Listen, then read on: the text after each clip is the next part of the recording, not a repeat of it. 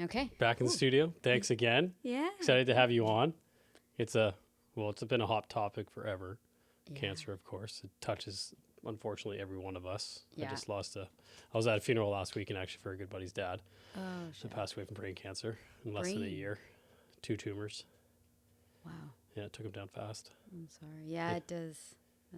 That's the problem is it's those type of cancers they find so late often too. Yeah, and he lived a super healthy life, which that's the one thing I don't understand with cancer for some reason, is that it takes down anyone. It doesn't matter it does matter, but in an odd way, it doesn't matter too. It can kind of take you down even if you're exercising 5 days a week, eating super clean, out in the woods all the time, all that type of stuff, still get you. You're like, what the fuck? I know the genetic part, and then there's the greater environmental part that you can control. Like there's that huge everything you were talking about, like plastics and all these things. Yeah, and, that's one of the and things I air had in here pollution. was thoughts on microplastics and such. But before we get started, I guess you should describe what you do for a living, if you don't mind. Yeah. So I work at BC Cancer. By training, I'm an epidemiologist, and then I got involved with this lung cancer research group. So we have kind of a very holistic, in a scientific way, holistic group. So we have epidemiologists, we have 2 respirologists, surgeons, we have 2 chemists, and everybody kind of has a training between biology, chemistry. So very unique in our research because we have the access and the medical part, which is, I think, a lot of times people are working in labs in silos and they're on bench science and they're doing their own thing. And then doctors are doing their own thing and they're seeing their own thing. They're seeing the way cancer is and they're not talking. And so there's a lot of disconnect between what a medical physician is observing and what's being.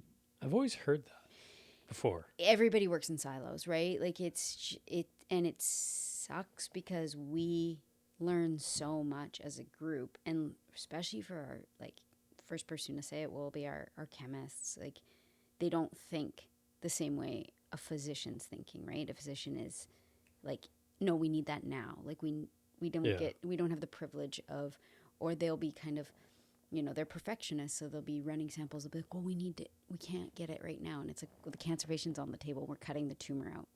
The tumor's coming out. Like, we're going to run this now. We don't have time to be perfectionists with everything. So it's a really nice blend of the perfectionism that, you get in that bench science, that really meticulous work, and then the real life factor. And then we're really cool because we get a lot of samples directly. Like, we will be in the OR collecting samples from a human and we are running them today and then we're analyzing them. So we have like a really cool holistic group, which is very rare, surprisingly. Yeah. And so our main focus is lung cancer that we're working in. But obviously when you're working with cancer, it's not clean. You don't just get to work in one cancer. You don't get to just work in one thing. It's same as when you're working in the lungs, they're a whole microenvironment in themselves. So you deal with a lot of different things. And I work for a group that's very curious, which is really cool. So they, you pitch something like, hey, let's look at, how do you detect, because what our main goal is how to detect lung cancer early stage. And so, sometimes they're like, well, we have an opportunity to detect, something like tuberculosis or something. Like, we can kind of pitch some ideas, and if there's, different lung diseases that we want to look at, it's really cool. I wonder if full body MRIs, because those seem to be happening more and more. I've talked to people about that, like detecting early signs of tumors and stuff like that. And it's not crazy expensive, but it is, an added cost to health. I think you can do like full body or half body and stuff like that. But I don't know if those MRIs would show they do lung. They will. They can. Actually, so one of our main studies right now that we're working on is a really, really cool study, and it's been super impactful because you don't always get to see the kind of the results of what you're doing in the moment. So we're doing it's called the IDEAL study. So it's looking at incidental pulmonary nodules, so nodules that are found incidentally, not like somebody who's smoked 30 years. So right now we have a lung screening program in Vancouver or in BC And you have to be, have a heavy smoking history, be between 50 and 74. In order to qualify, there's a calculation. And so then you can qualify for lung cancer screening. But 30% of people who are coming to BC Cancer right now for lung cancer have never smoked in their life. So how does that work? Exactly, right? And it's lung cancer specifically is very stigmatized because it's thought of as a smoker's disease, and it's not anymore. Like, it is not because of tobacco. Like 30% of people, and there is a certain kind of shame of getting lung cancer, or like they smoked their whole life, right? So Yeah, that's the first question if you find out somebody has lung cancer. Like, did they smoke? Yeah, and it's probably part of your kind of, it's everybody does. Just what did they do wrong? And it's also, you just want to make yourself like, I don't do that, so I'm not. Yeah, I'm not going to get it because I don't smoke. Yeah, it's like, everybody kind of does that a little bit, right? So, but yeah, our study is looking at, so basically when you get a scan for any reason, especially if somebody shows up to the emergency room, first thing they do, chest CT. You come in, you got a cough, you're coughing up blood, you had a car accident, you got a broken rib, shortness of breath. There's, tons of reasons why people get, and they'll come to the ER, or they'll go for chest pain. They go to their cardiologist. That's our main one. They are having shortness of breath, or they have, cardiac or family history of cardiac disease. They go for a chest CT, and those cardiac scans will capture a certain portion of the lung, usually the apex of the lung, the top of the lung, or somebody has a bowel obstruction and it captures the bases of the lung. And a lot of the time, a lot of people have nodules in their lungs, like little black spots.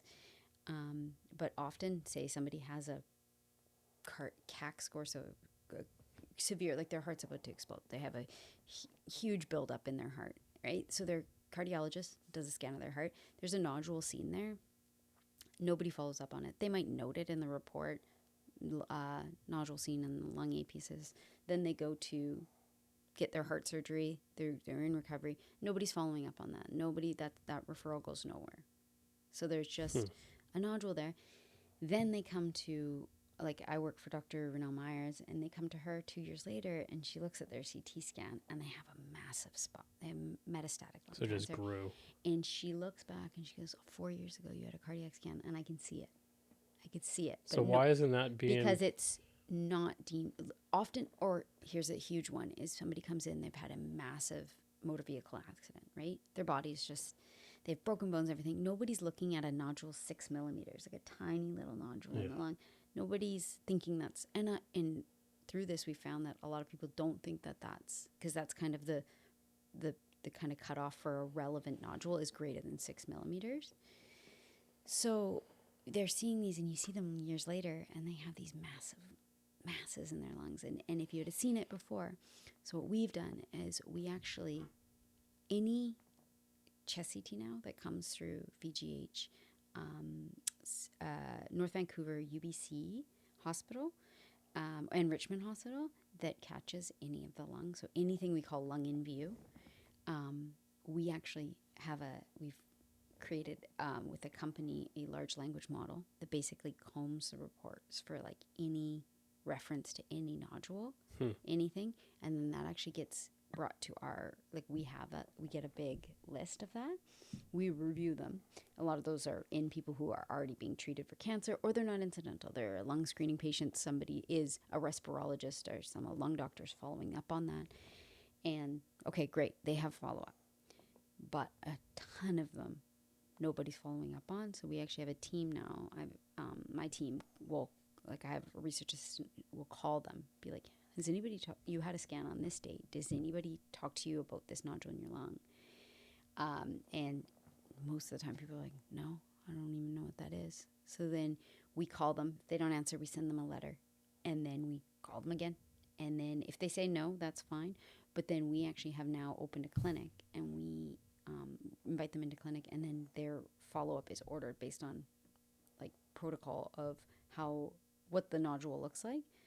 And then they're followed up, and we follow them for 2 years of stability. So if a nodule is stable for 2 years, it's considered stable. Then it's not changing or growing. Okay. And then if it grows within that 2 years, then follow-up is ordered accordingly, and it changes based on a lot of factors, if you've smoked, all that stuff. So what can you do, though, if you find that nodule that's 6 millimeters, So like 6 at millimeters. that early stages, like how do you get rid of it? So you don't get rid of it. You follow it. Because Just often watch it's it. benign.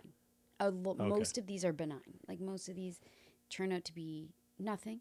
They could be a scar. If you had an infection in your lung years ago, they could be scarring. They generally look different. Like Okay. and we have two people who are experts. They run the lung screening. Like they did the lung screening trial, so they can often be like, that one looks more suspicious. There's certain areas, like if something's in the upper lobe of the lung, it's often more dangerous because your lower lobes take a lot more. Like shape of it too can. Shape, yeah. So there's what we call ground glass, which actually looks like you ground glass, and it's just like there's this like hazy, looks like exactly ground glass. There's spiculated, which is the one that you would be the most suspicious of. Okay. So if it is very, or there's very like soft round edges, or there's part solid. So there's like a solid core, and then the rest of it is kind of hazy. Gotcha. And then there's ones that are calcified, and then you can change those, and you can see that those are just a calcification, so it's just a scarring. But again, we follow them just to make sure, and then if they grow or change, then we follow, and then they go into the kind of, okay, let's order 6 month. How much did it change that? And then it gets to a certain point that if it's growing or changing a certain amount, then it gets often cut out. So we've had a number of people through our study who you can get like, basically they can actually wedge out a piece of your lung. They can cut out like a segment of your lung. Depends on how big the mass is, right? So usually they do like they can do what's called a lobectomy, which is like the full lobe, or they can do a wedge resection. So they basically just wedge out a little pizza out of your lung to get it out. They're amazing. And so, yeah, that's in the lung screening trial. So people who are super high risk for lung cancer is about, like most lung screening programs across the world, it's like a 2% detection rate.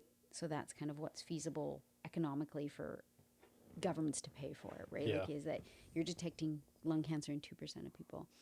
This study right now, we're detecting 5%. Wow. 5% of the people we've enrolled, and most of them have not received follow-up. Like and they're all early stage. That's the thing with lung cancer is like it's asymptomatic till it's very far along. So most people, until their stage, no idea. And it's one of the most deadly cancers there is because it's always detected super late. So what we're trying to do is like shift that, right? Because if you can detect it stage 1, like people can have a just better detection. Cut out, and then because I think it's go on with your life. 1,700 people a day die from cancer. Oh, in Canada, yeah. Well, that's a stat that I heard on that. He works at the Institute of Boston or whatever, cancer researcher. That was on that Diary of the CEO podcast. I'm pretty sure he said it was like 1,700 people a day. It's insane. Yeah, but like what you're talking about is like preventability. That's what healthcare should be. Obviously, that whole conversation of like the sick care system, they wait till you get sick to try and figure stuff out. Mm-hmm. It's all about preventability, right? It's like eliminating microplastics or that's even more whatever upstream, it is, right? Like so which is the like I talk to people that don't even know what microplastics are. Oh, so and I'm like, are you serious? Like, really? We also do take for granted a lot that people are on, at least have some, even like dietary, like they just don't even know certain foods are bad for them. And you just kind of take for granted that, people would know that that's bad for you. Or drinking every day is like potentially could increase your risk of cancer. And people are like, what? You're like, okay, that's it's on like me. It's like teaching a child. Well, it's like just people who just don't have, like, I'm not educated in a lot of things that, know, and you just assume that people have the education of what's healthy for them, but often people don't, or they don't have the resources to, like, it's low on the list, right? Well, it's easier now. It's never been easier to get information in the time we live now with endless YouTube channels and podcasts. You're not going to learn it on CTV at 6. No. You're not going to learn anything from the news besides being depressed. But a lot of people sit and watch the news all day and they don't. So, like there's so much good information out there there's about tons. Cancer research and everything, and what you can do to try and fight it off from an early stage. If it runs in your cancer or if it runs in your family, what can I do to lower my risk, you know, like, oh, have you heard of fasting? Have you heard of, you know, ketogenic diet, which is very popular that I've been finding out about more of these cancer research that if you ever find out that someone you love or yourself gets cancer, it's like you immediately go on like a 3 or 4 day fast right away. So cancer loves sugar. Yeah, it loves glucose and glutamine. And so there's a lot now of research coming out actually with these GLP-1s. So like metformin and Ozempic are, there's some studies out there, and there's one going on out of Northwestern, and actually BC Cancer is one of the sites. But yeah, they're testing to see, does metformin reduce risk of lung cancer, and they're finding that there's been some early trials, I think, on Ozempic now. And I guess it makes sense because it's reducing your circulating sugar. Like, I don't know what it's reducing cravings too. Well, yeah, that's a whole other can of worms. But just for the cancer, I think it's just the feeding on the sugar in the body. I think it's just reducing circulating sugars, which is what I think cancer loves. And I mean, I don't know the mechanism, but that seems to be what it potentially is. Yeah, because it's like and it's a lot to do with stress. So if you're feeling better about yourself, if you're losing weight, I'm sure it's then complex, it's the right? Stress, and then what your liver doesn't release cortisol in your system, which can spike blood sugar, which then the cancer can feed on. Right. So there's all these different things downstream 100%. where it's like, oh, I don't crave sugary foods anymore. So you're getting less sugar. So it's less fuel for the cancer to feed on. Yeah. Right. Like it makes sense. It makes sense. But, you know, it's funny because people want to hate on the GLP-1, like the Ozempics and everything. And I'm sure we will only find out down the road time what the long-term effects are. But it is so funny when they're like, yeah, it's doing this and this. And you're like, actually seems to be pretty preventative for cancer. Yeah, and these are just GLP-1s. Yeah. You have GLP-2s, GLP-3s. They say retatrutide is a GLP-3. Retatrutide's kind of becoming it's going to be one of the first $1 trillion supplements, they said. If they get it passed. Yeah. Yeah, it's interesting with it's only a matter of time, and it's just, with the peptides, it's a very interesting time, but it's just unfortunate. Like, I'm on them. Which ones? BCP and TB500. So the Wolverine stack, trying to help out my knee. Yeah, I've heard.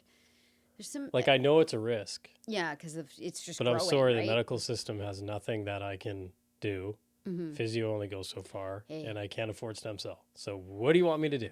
It's my life. I know I'm taking a risk. Fuck it. Everything's a risk, though, right? Like, yeah. You take any drug that treats anything, there's side effects. Yeah.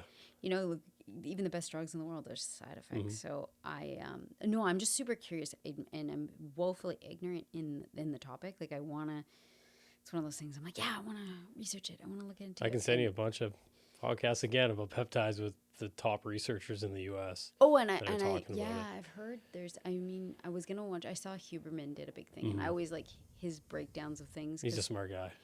Well, he just does his due diligence. And so, but I don't know. There's no really excuse. It's very early stages of peptides. Yeah. Even though they exist in our system already, there's so many peptides out there that like can tan you, can stop hair loss. The copper, right? Yeah, like it's really good for your skin, joint healing, soft tissue healing. There's ways to increase hormone release in your body without having it's not like taking TRT. It's not a testosterone replacement therapy. This is like taking something that's natural. It literally just tells your body to produce more, which is without amazing. which is the CGC 1295. It's called. Okay, and it's very tempting for all me tempting. To order it, but Every I'm like, I don't know if I should do this. Like, I just, I did the Wolverine stacked just to see. That's what it's called. Yeah. So I've done it once before, and I definitely noticed it. The second time around. So do you have to cycle it? How does it work? I'm on it for about 9 or 10 weeks. I listened to my good buddy about how much I should be taking, but again, the protocol's not really there. Recommended dose. Yeah, like I've heard studies of them doing the LB50 or LT50 test, whatever LD 50. yeah, LD50, sorry. Lower dose. Yeah. Yeah, and they did it That's like 1,000 times the maximum dose to the mice and did nothing to them. So I'm like, okay, well, I hear a test like that, but again, this is mice, this isn't human.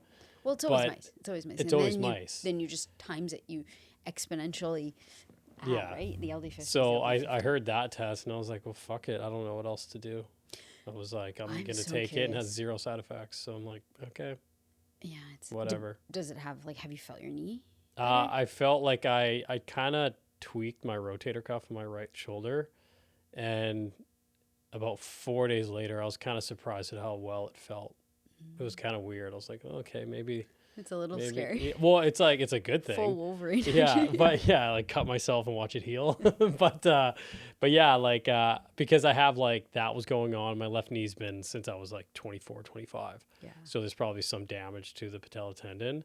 So it's not just going to heal in 9 weeks. Yeah. Like it's not like that No. yet. But But in years, right? But years of torture on the knee, unfortunately, is not just going to be healed in 2 months. no, but it's So- interesting. Like if the new ones heal. I'm just so curious about Yeah. them. Like I'm curious about the copper, just Mhm. because I've heard it's like amazing for your skin. Yeah. And all these like I don't know. I'm waiting for them to be passed because I'm a little sketched out about the sourcing Yeah. right now. Well, and- everything, if you listen to any one of those experts talk about on any podcast, even if it's Modern Wisdom with Chris Williamson or Huberman or whoever else, every single peptide still comes from China. exactly. It right? may be compounded in North America, made in Canada, made in the US, but the original raw ingredients, every single one of them come from China still. I know. So, And it's not that it comes, it's just like who's regulating Mhm. what's in it or where it's made. Because I know, like, I mean, you see it with the UFC all the time. Like, even them, they're so pristine, and all of a sudden something's made in a vat with something else. Yep. And you're getting all of this yeah, you need third-party testing. residual. And, Yeah. And so that's what I'm waiting for. I'm super curious about it. I'm super into it. I just Mhm. haven't done my homework. And Yeah. I'm just waiting for, like, I'm Just a little more research. Not going to be the early adopter. Yeah. But man, they seem to Seem people very the promising. energy thing. People talk about like just they're like I feel like I have all the energy in the world. Mhm. All that I'm like that one's for me. Yeah. I need Yeah, that. it seems like medicine is moving extremely fast. Like you have AI, which it sounds like you guys are using Yeah, it, right? yeah, Like yeah. AI is solving math problems that have been around for like over 100 years in like 2 weeks. Oh, it's It's just wild. absolutely insane what it's doing. So imagine what it's going to be able to do for the human body and healing and different routes it can take and be like, yeah, like, well, I lost eyesight, we'll do this. Yeah. Even with the microchips going in the brains and like it's And just I wish endless. we could just focus AI on that. Like we don't need AI to do the other stuff. Like we don't need it to be a replacement for a human. Like just Yeah. channel it to the good things, the things that it actually like increases Mhm. quality of life. Because I'm just like, it just seems like a runaway train with a lot of it, Yeah. and just like It's all about the productivity, chat, right? and you're like nobody's even learning anything anymore. Or Well, using even their brain. for the first time ever, like I don't utilize AI really that much at all. Yeah. But I was actually in the sauna on Friday night. And I was sitting there and I was like, oh, yeah, okay, Krista's coming over tomorrow. I heard about this study with ivermectin. I heard about this study with dandelion root extracts. So I go on the Messenger app and then they have Meta AI. Yeah. I literally had a full-blown conversation Did you? with I haven't done it this yet. girl in the sauna. Huh? Like she has a female voice. And I'm just like, hey, like, could you tell me about the research about ivermectin and the tumor shrinking? Oh, neat. She's like, oh, that's a great question, Jamie. Yeah. This is what I found. Blah, blah, blah, blah, says a bunch of stuff. Hey, do you want me to look up this? You might find this interesting as well. I'm like, yeah. But then I'm like fucking with it. I'm like, what color are your eyes? Well, technically, I don't have eyes. I'm not in human form, blah, blah, blah, blah. I'm like, Yet. are you conscious? And she's like, well, no, blah, blah, blah. But I could see why you think that. Why did you think that? I'm like, have you ever seen the movie I, Robot? and I'm sitting there, I'm like, this is kind of strange. But I was like, it's a runaway train. You don't Oh, even realize, and then you're like, I've it's been crazy. doing It was like 25 minutes went by, and I was like, I just had a conversation. But I Yeah. was like, I might utilize this more now for a future podcast, being like, hey, I saw this study.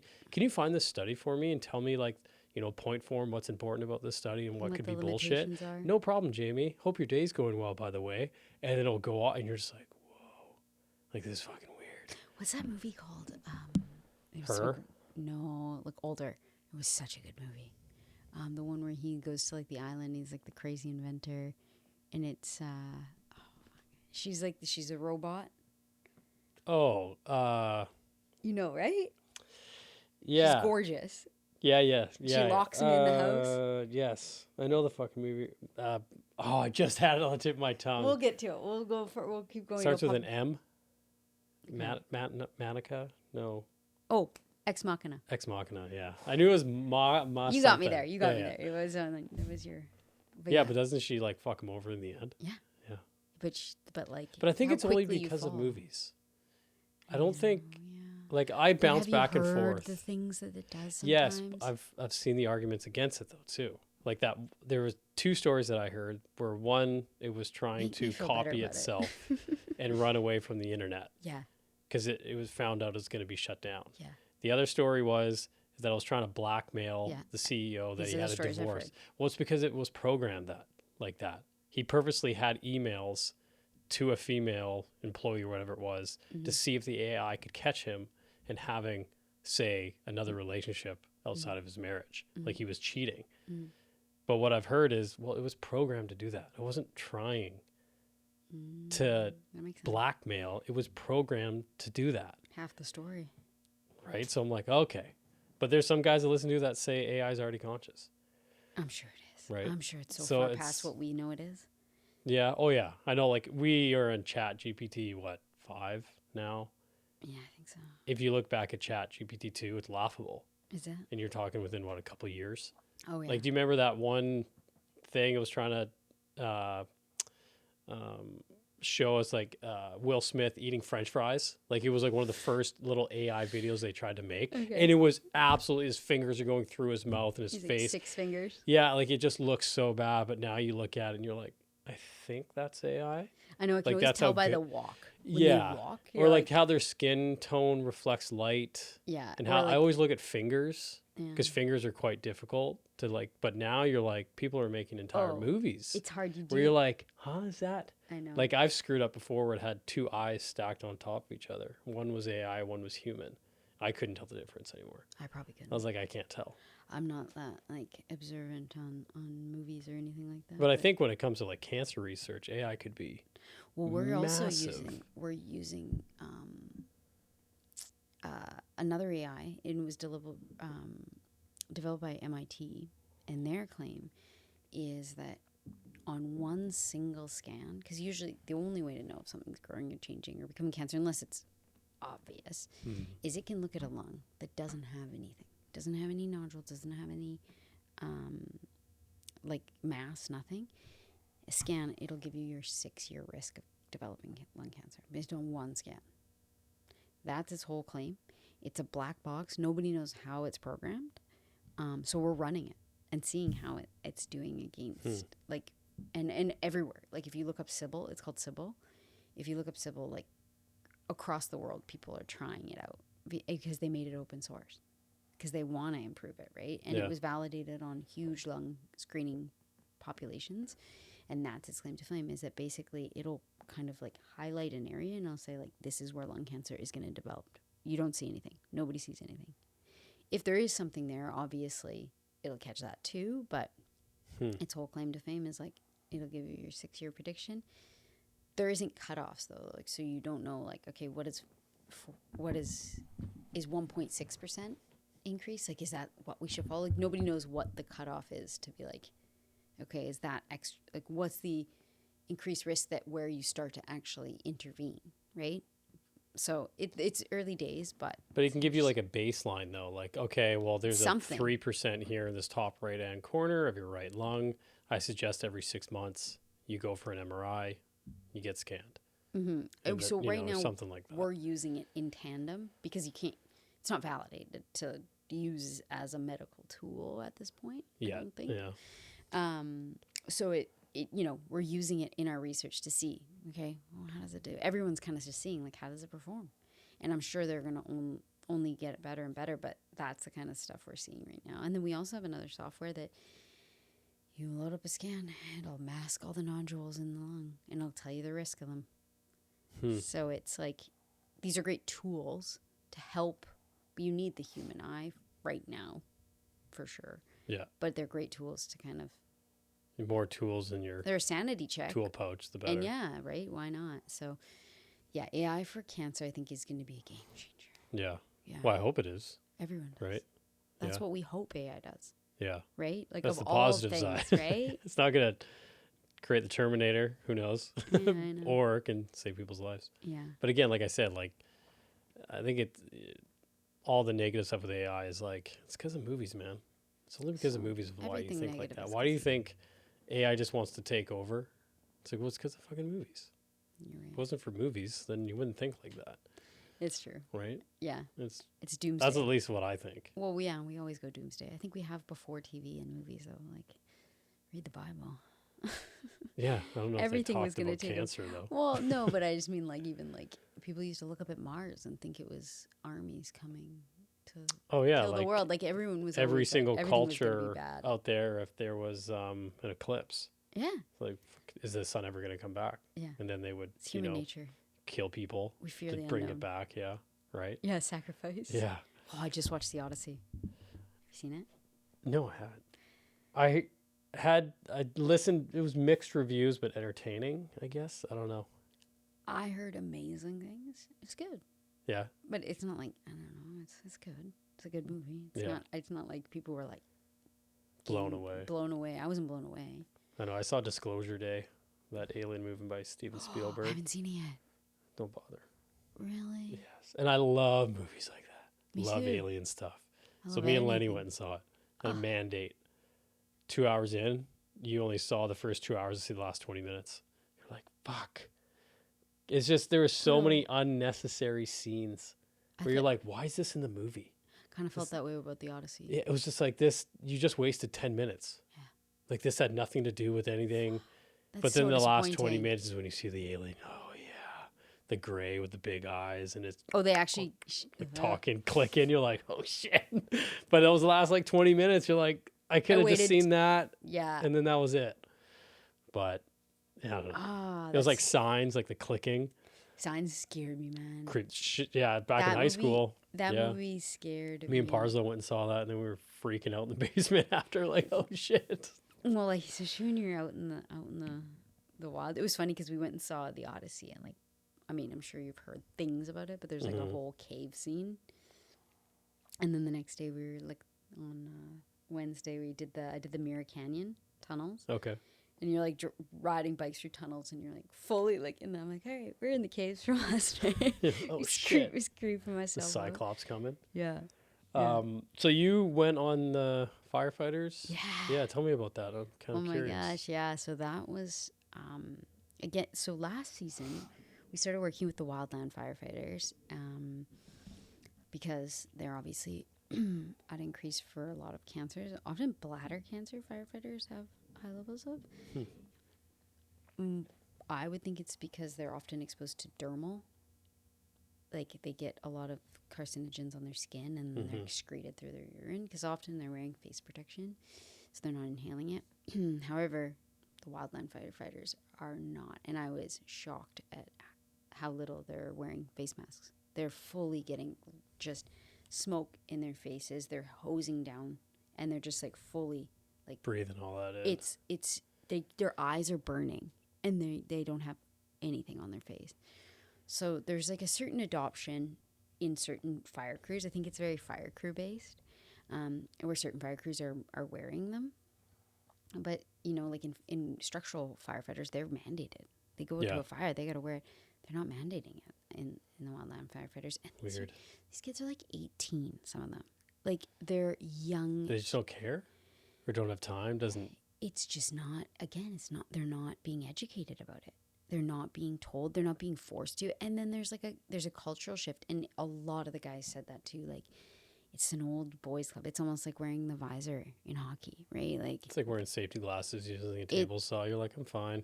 Till a fucking piece of wood goes in your eye. Exactly. And it's kind of that old guard of like, toughen up. Pussy. Yeah. Yeah. And so we were there, and so we went to the Bushwick Creek Fire Complex. We were supposed to go to Hope, but then it ended up, there was a huge station in Merritt. And that's where the fire was traveling. So we went to go last year, but last year was the quietest fire season. Yeah, I don't remember last year being too bad. We jinxed the fire season, I swear, because we were waiting for a fire all season, and it was just like fire activity. We went to go to the island because there was a big one on the island, and the night we were going to leave the next morning, there was a huge rainstorm, and the whole fire shifted. So, which is a great thing. Yeah, I was going to say, that's I'm a like, good let's thing. keep jinxing it. Let's keep trying to do this research. So then we went, last week, we went to Merritt, and we basically were testing. Last year we got their respirators, though. We cracked them open and tested all the radioactive particles on them, the carcinogens, all the deposits that were on the filters of their actual, like what they were actually breathing in, but was being limited. Radioactive. Yeah. Well, you're burning radon. You're burning everything. Like uranium, things are coming up as these bushes burn. Yeah, out of the soil, out of the plants. A lot of plants will hold. Yeah, and so it's, you don't know, like we don't know. I never even would have thought of that. Nobody does. And so we don't know, right? So we're like, let's test it. Let's see what it is, right? So we ran and we found tons of carcinogens, benzenes, all that stuff in their mask. So that's awesome. It's being deposited in the mask, but how much is getting through? And that's great when they're wearing it, but how often of the day are they wearing it? How much of the day are they wearing it?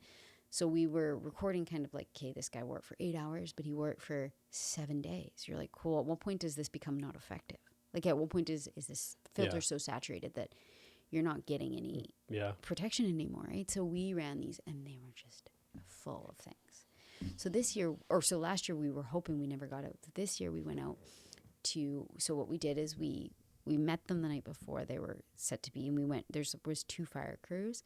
So we went out with the fire crew the night before, kind of told them about the study, and then we were like, we're going to be testing. So we did FeNO, which is fractionated nitrous oxide. So it's basically a measure, they use it for asthma all the time, a measure of inflammation in the lung. Okay. So it's a really nice, great crude measure if your lungs are inflamed. Then we did carbon monoxide. So fire obviously releases a lot of carbon monoxide. People can suffocate if they're in a fire too long because they're breathing in such high levels of... You can't even smell it either, right? Nothing. Yeah. So you're breathing in carbon monoxide, and not only is it, are you breathing that in, is it binds to hemoglobin way better than oxygen. So it's actually suffocating you because now it's pushing out oxygen because it's so well... way to go. Yeah, so well done. And I don't think it happens outside so much because there is so much. Yeah. But it's still a thing. You're getting exposed to high levels. And does that start to, does that build up over time, right? Mm-hmm. Like you constantly, can you clear it before you're on your next shift? These guys are going out for 12, 14 hours a day. So it's a long time to be exposed. It's a ton of time to be exposed. And then they're running it back the next day. So then we were doing CO, then we were doing spirometry. So that's like your forced expiratory volume in 1 second. So that's a really good measure of lung function. So it's how much air you can expire from your lung in 1 second. And then we did full volume. So how much volume of your lung air is in your lungs. So that's they use it for basically any lung disease. You do spirometry to test kind of how the function of your lungs. So we did spirometry, and then we did, for our own research sake, we did volatiles. So we've actually measured, which is what we do for cancer patients all the time. That's what we're really ultimately trying to develop, is a test that you can come in, like you give a blood pressure test, where you give a quick blow, and almost like a breathalyzer. Because right now we're in the discovery phase, we're trying to discover what compounds are coming from lungs when they're diseased. So when you have lung cancer, your profile or early lung cancer, the profile of your breath changes. It's coming from your lungs. All the volatiles, right? Tiny, tiny tumors give off volatiles. And we've been doing that research since I started. That's kind of what I was doing, I think, it's last time. It's like a keto stick in a way. Yeah, just a quick measurement. Yeah. So we did that, and we did it all before their shift. They went out. We also were working with the Wildland Firefighter Service, and they were offering people masks for the day. And then they went out, and then they came back, and we also gave them personal PM monitors to monitor their like what their like particulate matter exposure was throughout the day. Okay. So basically that particulate matter is one of the more dangerous particles of just like, it's basically anything smaller than 2.5 microns. So it can deposit really deep in your lung, cause inflammation, cause lung cancer, all that stuff. And then for anybody wearing them, then we took their respirators, and we're going to get their respirators to crack open. And then we had this big machine that measures all these different particles that we were walking around and like meeting them, going to the fire line and like holding it up and measuring in real time. So like for like at one point it was crazy. We were standing like in just the smoldering, like it was something that had been put out, and like, 400 micrograms per meter cubed is High. huge, high, like crazy polluted. Like Vancouver, like right now, it's probably 4 micrograms outside your house, right? We were getting up to 54,000 micrograms. 54,000. 54,000. I didn't expect that. I did not expect. Holy shit! What's that percentage increase? It's nothing. It's not even. It's insanity. Like That's insane. 400. Like you think of like the most polluted cities in the world. Yeah. You're getting like, or when we had those crazy fires and it was like ash was coming down, we were at like 400, 600. So you're at 54,000. 54,000. And these guys, these 18-year-old kids, just breathing it in, and they have these amazing lung capacities. Great, they're breathing in more. They have these faster metabolisms. Their intake, their dose is huge, and they're sweating. They're walking uphill. They're hosing. And so we were just like, oh my God, like 18,000, 20,000, 30,000, depending on where we were going. And then even in camp, they come home after their day, back to camp. We were getting like 500 in camp. My clothes, like we just reeked. Like we were like just in camp, like everything I was wearing to test the guys, like smelled like a full on, like it was worse than campfire. And then they're coming home, they're taking off all their stuff, they're throwing it in their tent. It's off gassing. So they're never not. And these poor guys, they're working 12 to 14 hour days on, 12 days on. And then they get a break and then they're doing it all again. Wow. So we got this opportunity, and oh my God, they were the most like kind, patient.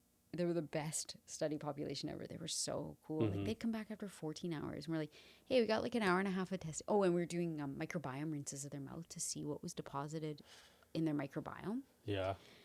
And they're like waiting to go to dinner. And I'm like, hey, let's like split you in half. Half you guys we'll just do a rinse before you eat. Then we'll send you over dinner. You can come back for the rest. And they're like, yeah, we're cool. I'm like, and they were meeting us at 5 a.m. to do the testing pre-shift, going off to shift. And then they were like letting us, put things on them during shift, coming back, and then 2 hours into the dark, into the night, like hanging out with us just to let us test them. And they could just be like, fuck off, I'm tired, I want to sleep. That's what we expected. Yeah. And we had to start, they were starting to rock, paper, scissors for who wanted to participate because we couldn't, like, we were told, like, maybe you'll get 5 or 6 guys buy in. And then, but it's also like one guy sees and then he's like, what are you doing? I'm like, I'll come hang out with you. Like, then another guy's like, oh, he's doing it, I'll do it. And it was the same thing with the masks. We literally had one guy, he was making fun of the guys for everything. He was like, because like, I'm That's like, what guys do. Oh, like, I'm like, I'm like trying to like get him to rinse his mouth. I'm like, hey, spit for me. And he's like, oh, he doesn't usually spit. And they're like sitting there and they're like, I'm telling them to blow. And they're just like all making fun of each other for everything. And then that guy goes and he's, I'll wear a mask. And then he's making fun of guys for not trying one. So it's like, yes, like that's, you need like that pressure, like reversed. Yeah. And then throw some humor in it. Yeah. And then this one guy who's clearly like was a leader in the group and he's like, well, I'll try one out. And then some guy's like, you're wearing one, like laughing at him. And the guy's like, yeah, why? And then he's like, well, if you do it, I'll do it. And I was like, this is actually hilarious. Like, this is textbook exactly what you'd want. Like, yeah. And so they started, like, they had to restock on masks. And it's because they're seeing in real time, like, my boss is sitting there doing their pheno because we were, like, stations. And at the end, it's like, anything under, like, 25 parts per billion of nitrous oxide in your lung is, like, no inflammation. You're good. 25 to 50 is, like, well, there might be parts per billion? Parts per billion. Billion, okay. Yeah. Okay, you should look like, and so there's certain kind of cut points. And this one kid came up to us, and he was so young, and he's like, yeah, like, I've been having trouble breathing. Like, I got caught in a firestorm the other day, and I guess something kicked up, and they were caught, and it was just like fully all around them. They were engulfed. Oof. And he was for 30 minutes just breathing in so much. He was puking. He was like, couldn't breathe he said he couldn't breathe for 30 minutes. Meanwhile, time's gone by. This kid's just been working every day since this. There's no, like, he's just like, no, leave camp for a week, clear your lungs out. But it's not because they don't, it's nobody, he hadn't told anybody. He just told us. Is what it is. Part of my job. And then we're like, oh, and he's like, yeah, so actually I want to do this because, like, I've been having trouble breathing. We measured his FeNO. It was like 80. We're like, dude, you need a steroid, like, you need a puffer, like, and it's just, so I think, again, it's that thing where you just assume, well, they must know breathing in smoke all day is terrible for them, but it's just, nobody's teaching, or like, and it's cultural, it's all these things, but they don't know, like you could almost create protocol for this, couldn't you, for them? Well, there's a couple goals here, because we don't just want to like, wow, you're being exposed, right? Like, yeah. One is what can we do to update and get people to use the filters, and the one thing which I thought was really brilliant, the one guy that worked for the forestry BC was telling them, he's like, I get it, because the other thing about them is they're super inconvenient, they're super hot, and like you get like I was trying to wear them when I was in places more just because I wanted to breathe in to get because I want to crack mine open because we were trying to, because not a lot of people were wearing them, so we got to wear them to get all the deposits, right? So I'm trying to wear, but it's like hot, it's pulling on my head. You're wearing a hard hat, so it's like, and then these things so when you go to pull the visor and your hard hat down, because these guys are chainsawing all day, fogs up. But it like on one of the types of respirators, you can't click your visor down; it hits them. And then the other one, so there's one that's really well built that you just go like this and it clips down. But the one that I was wearing, you actually have to like unclip it at the back and then it falls down. So you have to take your hard hat off, clip it. It doesn't sound like a lot, but when these guys are working and they're digging and then they're going to do something else, like, it's so obtrusive. So one thing we want to do is we want to work with these guys to like develop something, one that is like more convenient and more wearable, and maybe there is a trade-off. Maybe you're not capturing as much, but if you can get somebody to wear it for their whole shift, you're capturing you're reducing more. 80% of exposure, 70%, something. Reduce it at all, right? Any reduction. So we'll see. Last week was just like, it was crazy. And so there were like 21-hour days for us because we were like resetting and then getting everything ready for the morning. So it was so much fun and it was so cool. So then last week was just like getting everything, all the data, because we just collected so much and then now it'll be kind of seeing what we find and then going from there. But so would that be put like onto like a website or anything, like discovered what you, or so like scales and stuff, like normal range, what they were exposed to? So it'll definitely be a publication, one or more publications. And then we'll definitely, because of this, like there definitely will be more like knowledge translation communications to firefighters, to wildland. Like, can we meet with you guys? Can we tell them? Like, there'll be a lot of like, hopefully iterative, work with this now. And then hopefully maybe we'll go again next season, because this season's kind of coming to an end, hopefully. But for our sake, like it's really labor intensive getting, and I have to get all my staff out of agree to come and then to be working crazy long days, multiple days, and doing this, which they were wicked. They were all gamers, so they're awesome. Probably so excited to be in. It the is field cool. It's too, cool right? when you're doing science that you're like, man, this is gonna translate. Like that's what I'm saying. Like it's like you do this kind of stuff and you're like, whoa, these are the people affected. It's real world. We can help. It's so real world, and that's what's so missing sometimes from science is like people are like, oh, you shouldn't do that. You're like, oh, great. Shouldn't they expose themselves to smoke? Now tell them who's gonna fight the fires. Yeah. Like, great. And man, these guys are just. I mean, I always respected it. Like, I never didn't, but like, Now It was like, you're in the front lines being like, holy shit, you guys are animals. We dude, need people like they're you. like chainsawing. Like this one guy, I don't know if you saw, but I was like, there's one where I was like putting out a fire with Yeah, a I hose. saw that. We come upon them and they're just like in the forest. Like they have radios, they know where they are. But for us, we're like hiking up and we're like, oh, they're like, we're going to find the beta squad. And you're like walking up and all of a sudden there's just like a guy, like they look like fully like Zoolander, like black face. They seriously, like, I'm like, this is comically like black all over their face, like coal, like just charcoaled out. And they're spraying something down. This guy's like, yeah, there was fire coming out of the roots of this tree. And it's because I guess it was a massive tree. It was like at least 3 foot diameter, if not a bit more. And the inside was rotten. So the inside of the fire, the tree was on fire, but the outside was fine. But then it was spreading through the roots. I never even knew that could happen. There's so many things I learned. I'm like, I didn't even know that was a thing. And so he's like, oh, so I had to. So we come upon him in the forest. He's got his chainsaw on him. He's chainsawed this entire massive tree down, and it's all black on the inside. Then he's putting out the fire on the inside of the tree. And we're just like, and then, so we were like, man, I want to measure. So I'm sitting there. There's like a point where I'm just sitting there letting the machine see what he's being, like what's the smoldering tree. And the guys are off taking a break because they're like letting me just do it. So they're off debriefing like 100 yards behind me. I was in the fire. He'd been hosing it down, he said, for about 90 minutes before I got there. It's smoldering. All of a sudden it just catches fire again. And I'm like, guys, caught fire. And they're like, you want to put it on? I'm like, hell yeah. Like, yeah. And I was like, yeah. Fire's scary, man. And then they are like, yeah, you got to axe into the tree and do it. And then another point, we were doing the same thing. We were measuring. It was all black, like a place that had already burned.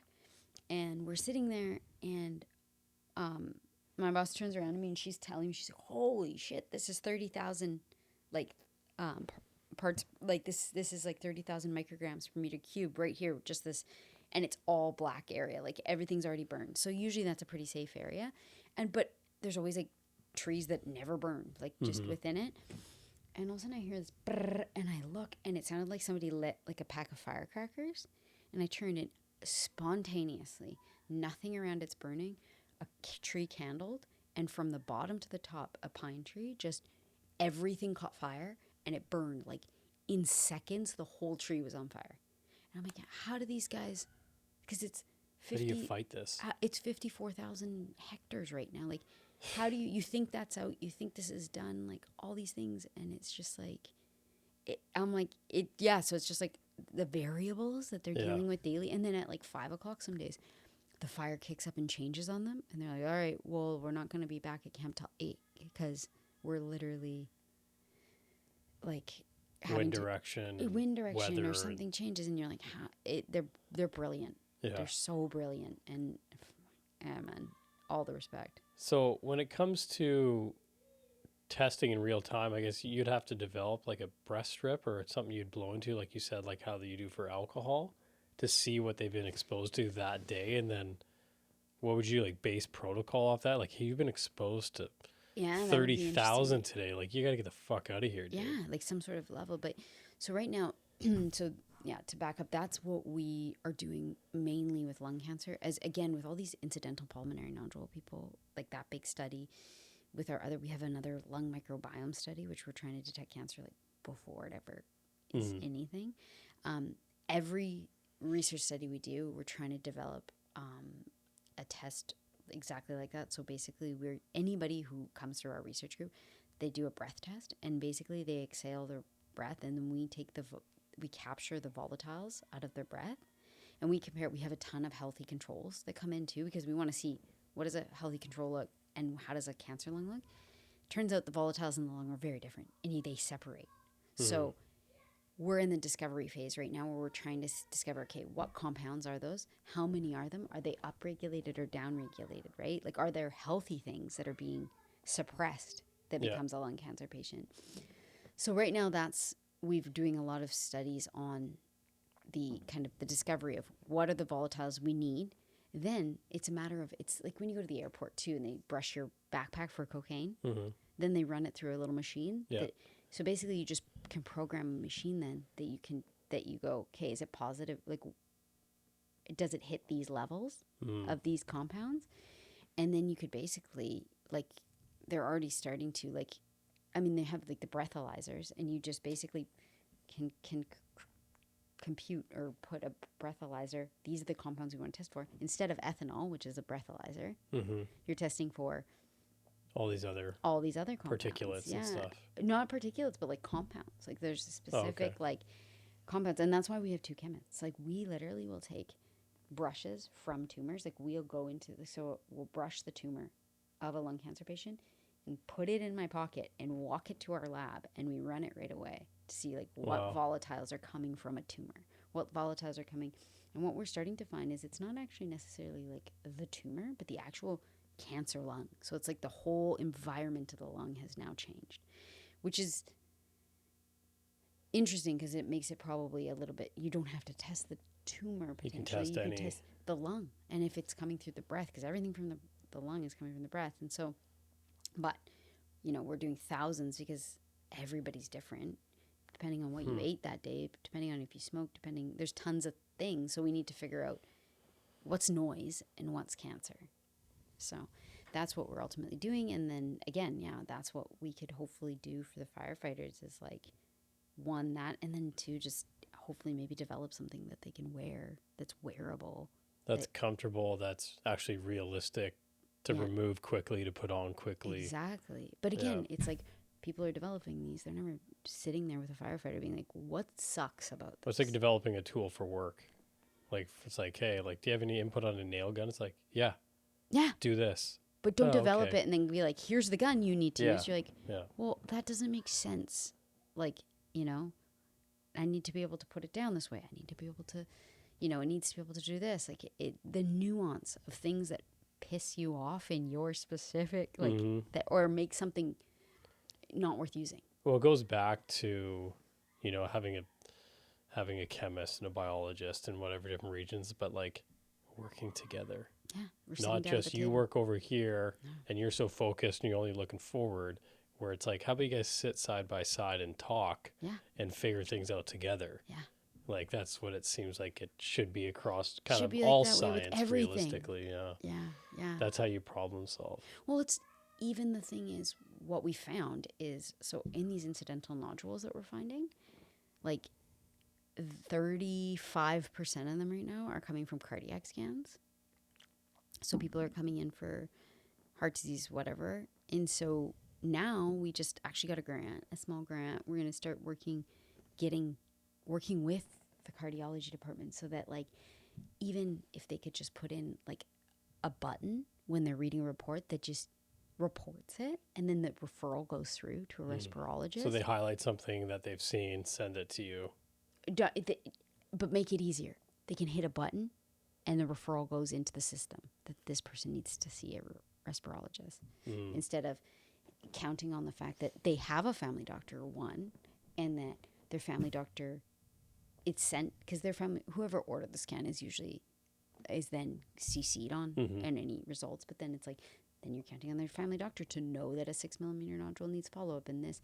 So if you could just program something that they just do it, because they're doing so much already. Like, how many patients do they have? You can't give them too many steps because you're just gonna overwhelm. Oh, it's just not worth. It's not feasible. They're trying to save someone's life whose heart is about to go, right? Like, but if there's something that's catching that, or again, we're gonna try and use that AI on a cardiac scan in real time, then it triages, right? Like, oh, this is saying there's something here. At least now somebody should be following it. Yeah, like right? how fast can an AI program scan a picture versus a human in a day, where they gotta deal with talking to patients and then looking and then walking down the hall and then talking to them and talking to reception, where an AI program can just be like all and then report day it. long. Could just be looking at pictures all day long. Yeah.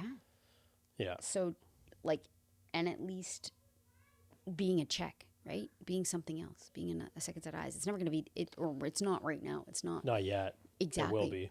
But the more you do it, right? So that's what we're trying to do, and work with the cardio, because so many of these people, because people are looking at their heart, they're not looking at their lungs. The body's a whole, but right? You have to look at it as a whole. Everybody's working in silos. Yeah. And it's not it's not nefarious. It's just because everyone's so focused and they're trying to cure you of cancer. They're trying to make sure you don't have a heart attack. Or Yeah. trying to put your heart back together. They're not. It's just a matter of that. But if it's when you work together, then you see all these like amazing ways that you can. Yeah, like that podcast with that cancer researcher from Boston talked to their oncologist. Like I'm not sure if it was his sister or somebody that he was looking after. I'll have to go back and listen to it. But he said, like, he started asking the doctor about metabolic therapy. And it was just cutting out all sugar, all carbs, no ultra processed food. He's talking to the doctor, and the doctor's like, I don't know anything about that, because they recommended chemo again. And this woman was like, this is the third time I'm doing it. I'm not doing it. I'm not doing it anymore. I'm not going to lose my hair again. I'm not going to puke my brains out anymore. I'm done with this. I'm not doing it. I'm going to find another way of dealing with it. So then I think it was like her sister was in the cancer research, kind of maybe something like you do. And she's like, this is what we're doing. You're going to fast for 3 days right away. Get rid of, you're going to get on ketones right away. Your body's going to start producing ketones instead of running off sugar. I'm going to come to your house. We're going to get rid of all this food, all the carbs, all the sugar, everything, any ultra processed food. And then we're going to go back and do the blood work again. And then I think they went back 6 months later, and the doctor was like, there's no drug there's no drug that we have that could shrink the tumor like it did. Really? Like, what the hell did you guys do? And then he told the doctor what they did, and he's like, that's unbelievable. And it's like, and I'm sure this isn't across maybe all cancers. I don't know if all cancers feed off sugar. Is that kind of the basics of it? At least that you know? Yeah, it seems to be pretty across the board. But there's a lot of cancers that are such direct from an exposure or something like that. Yeah, radiation, but you would say most cancer we hear of these days is definitely a factor, no matter what. But I've never heard, besides of listening to a podcast, that anyone that I know that was told by an oncologist that, no, you need to fast for 3 to 5 days right away. Cut out sugar, cut out carbohydrates. Carbohydrates are not essential. There's no such thing as an essential carbohydrate, only fats and proteins. Yeah. So your body can live off ketones. It doesn't need to live off sugar from carbs. So I think that's the first step. I'm just talking shit right now because I'm just listening. I think it's super interesting. But I think people need to look into metabolic therapy if you know anyone. People need to look into a lot of but again, it's both, right? All the tools in your tool belt. Exactly. Right? Just throw the kitchen sink at it. Why not? Yeah. What's a 3-day fast gonna hurt? Yeah.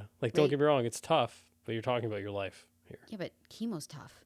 Yeah. I can imagine chemo's way harder than fasting for 3 days. People going through cancer treatment, man, they're in it, right? And they're tough as nails. So I don't think a 3-day fast. Yeah, all these studies that I kind of see, the dandelion root extract.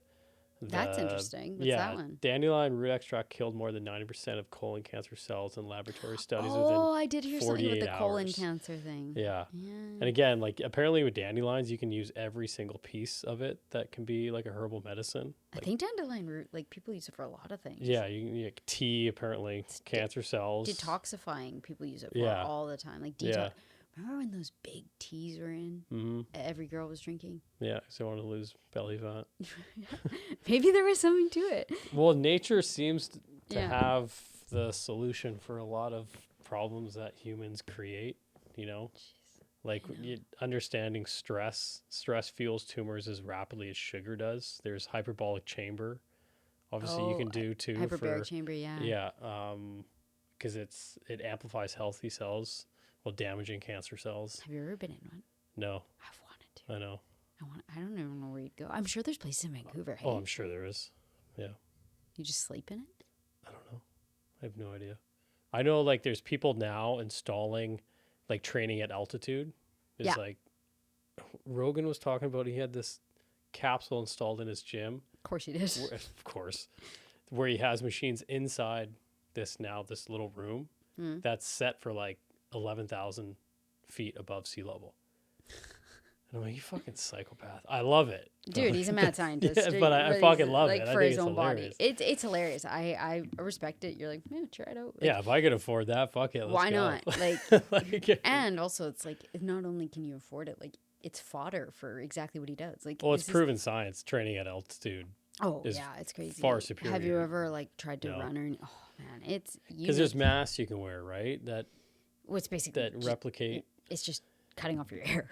Yeah, so you're training. It's just basically training with less air. Well, I've heard the argument like of training and only breathing through your nose. I Because mostly technically, you're supposed to only breathe through your nose, think I talk only through your do. mouth. Yeah, because if I'm running, I'm definitely only breathing through my nose. yeah. But yeah, like, there's a bunch of stuff like the ivermectin study. That's interesting. Even though it's all self-reported. Where's that published? It's I can find out. It's in now peer-reviewed, published by the International Institute of Anti-Cancer Research. But the study that they were saying on the largest human ivermectin cancer study, apparently it was self-reported. So it wasn't like controlled, Yeah. blah, blah, blah. But it said, It's always a start though. yeah, found that 84.4% of patients declared their cancer had completely disappeared, shrunk, or stopped progressing after 6 months. Right. And obviously ivermectin got demonized, obviously, the last couple of years. But It's like one of the WHO's essential medicines. yeah, like ever, which is kind of hilarious now. But there's also Japan has studies showing it's in clinical trials for bee venom killing breast cancer cells. Like, I've heard some. you know, so like there's all this fascinating research that's happening around the Everyone world. just needs to take their blinders off. Like, But it's like these are all like clinical on cells or rats or whatever it is. well, rats is how you start. You start on mice. You start on rats. But like the problem with, you know, this is great that that's happening, but how long does that take to where people can actually get their hands on that? You know, even though you could probably get dandelion root extract from Nature's Fair down the road, right? So it's like, but Well, again, it's the kitchen sink idea. Like, if you get cancer, okay, well, fast, get you rid can of all get the your hands carbs. and all that stuff. Yeah, like but hyperbolic chamber, which is expensive, but you can do that. You can get your hands on ivermectin. You can get your hands on whatever. But it's often. I mean, it's an issue. I find is sometimes it's kind of a glass palace of academia where everyone's talking to each other at conferences and like, hey, did you know? And it's like, where's the and years like maybe 6-7 years ago, the big push for all grants was like, great, but what's the knowledge translation piece? And it's still a piece of grants. It's still an important piece, a little bit less so, but is like, okay, but then what are you going to do? What are you going to publish a paper behind a paywall that only academics are going to read? Because most papers published in journals, it's pay to play. Like, you have to pay to read it. It's to the general public. Like, I'll say that a lot of the papers that I'm on too, like it's not readily like readable to your average person, right? Like, it's everybody uses their own, you know, jargon in that, and depending on the journal. But like, where's the translation to like somebody who's not looking at it? And it's the same thing for other like diseases and other things. It's like, I don't know anything that's going on in that sector because nobody's talking about it in the general population. And I think podcasts now have been a huge eye-opening thing. Is now people have access to this information, and Huberman, I think, is like an amazing. you kind of blew up the space on health. Well, he blew up the space on making like academia digestible to people, that it's like, hey, I'm not going to patronize you. I'm going to tell you the facts, and here's like the breakdown. Here's how it's happening. Like, here's what I know. Here's what, like, he doesn't generally put an opinion on things. He generally he's a great communicator. He's open-minded. He's exactly what is needed. I want my doctor to look like him. Well, everybody does, right? He's a stud. Like, I do too. Yeah, but it's like almost how Neil deGrasse Tyson can communicate the universe. Exactly, stuff. right? It's like, oh, I kind of get it. Where Huberman can break it down, where you're like, okay, I might have to listen to this a few times. Well, everybody's. But that's fine. Like, my brain doesn't work at his level, but I can try to explain it to someone. But most of the time, I'm like, I don't understand everything. Listen to this guy for 2 hours. If you're driving around or in the gym, sitting in a sauna, whatever it is, just listen to this. This is good advice. You might fucking want to listen to it. But it also starts to get you thinking about things, and then like, because then if you hear, because if you hear something about bee pollen in passing, you probably don't even, it doesn't register. Mm-hmm. But when you hear about it and then you hear about it again, you're like, hey, I've heard about that. Yeah. Let me actually look into it. Because like sometimes you ever do that? You're like listening to a podcast, you're like, whoa, I was just talking about that. Somebody just told me about that. But like, you're like, would I have even noticed that they were talking about that if I hadn't it just come across my plate, like my desk? So it is interesting. But I think podcast is really leveling the playing field and communicating science, what's going on in science to the world. Because people want to be heard. And then you have these major platforms out there that have an audience that are 20, 30 times bigger than any other platform on the planet. And then people listen to them and go, holy shit, I never knew that. No. Right? No. And it's free. I know. It's so it's like, I pray it what's never your changes. I'm busy. It's like, oh, really? I know. Just you're driving around every for work morning on the walk to something? work. So Yeah. I want some of those podcasts, because I listen to podcasts pretty much every morning. I walk to the gym and then work. So it's like at least 2 hours of podcasts. Yeah, that metabolic therapy one was like, holy shit. I've heard a lot about the fasting thing. Yeah. Yeah. But it's like, do you ever But that's hear of probably people with the whole subscribing morning. it? I don't know. I don't deal a lot with the oncologies. But I mean, I think there is a bit of knowledge on the fasting thing. Yeah. But maybe that's part of the whole morning thing, was people were coming in fasted. Yeah. Right? Like, I think there is something there. That's why it's called breakfast. Yeah. Break But fast. I think the unfortunate part is what I was saying about that paper that was redacted. Like, there is maybe truth there, but now people are never, it's just, it's so damaging, because it's like, even though like it might be true, now you've just, it's too late. Now all people hear is that was like that was trash, right? Like, and so undoing that damage is so hard. But I mean, probably part of the morning thing was, people are coming in on extended fasts, where if they're coming in middle of the day, they've had 2 meals. Something to be said. Yeah. Yeah. You'd have to look into it more. Yeah. Yeah. No, I will. That's interesting. The dandelion, bee pollen and bee venom. Yeah, bee venom. Bee venom's probably the same thing as vaccines, though. It's probably increasing like your immune response. So you're probably heightening your, you know what I mean? Like, you're probably creating an immune response that it's heightening. Because right now, for lung cancer specifically in BC, like the protocol now is immunotherapy before surgery, or immunotherapy before chemo for a lot. So it's like basically ramping up your immune system before you go in, so that your immune system just fully attacks. Gotcha. Yeah. So people with autoimmune disease, unfortunately, can't do it, because it'll just attack. Yeah, I've heard a buddy of mine was telling me about that they're using like pinpoint accuracy ultrasound to destroy tumors. Literally blow them apart. And then your body just gets rid of them. Just with ultrasound. I mean, like most invasive, just, I don't know how they do it with a machine or something. Yeah. And they just pinpoint and blast it with shockwaves, ultrasound. well, that's what radiation is, right? Yeah. Radiation is. Is it just sound waves? Well, it's not sound, but it's like they're so pinpoint precise, right? And they'll radiate an area. They used to just fucking radiate your whole body. Yeah.